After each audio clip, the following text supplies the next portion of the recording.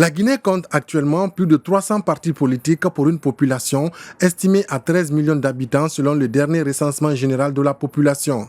C'est pourquoi, lors des récentes consultations sur la réconciliation nationale, il a été mentionné de revoir à la baisse le nombre de partis politiques afin d'éviter les conflits liés à l'ethnie.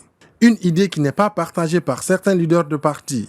Selon eux, la réduction des partis politiques n'est pas la solution. Le nombre de partis politiques, pour nous, ce n'est pas la cause de tout ce que nous connaissons aujourd'hui comme instabilité politique, comme divergence de vues, en tout cas tout ce que nous connaissons aujourd'hui comme instabilité. Ce n'est pas la cause réelle. La cause réside dans la mauvaise gestion, dans le non-respect des lois de la République. D'autres, par contre, pensent que réguler le paysage politique guinéen pourrait aider à la stabilité du pays. C'est l'avis du leader du Parti guinéen pour la solidarité, la démocratie et le développement. Je crois que beaucoup de partis sont en règle. Mais il y a un esprit malsain qui anime aujourd'hui certains leaders politiques qui ont, comme je l'ai toujours dit, comme je l'ai toujours soutenu, qui ont inoculé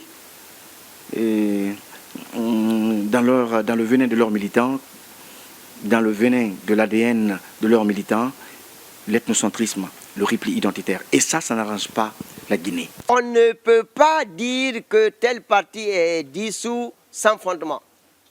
Il s'agit de faire de telle sorte que les partis politiques, que ceux qui correspondent les conditions d'être parti politique.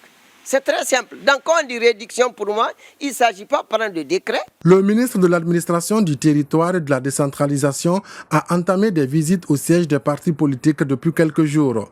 Le but de cette mission est, entre autres, de s'assurer de la conformité des activités et du fonctionnement des partis politiques avec les textes de loi en vigueur en Guinée.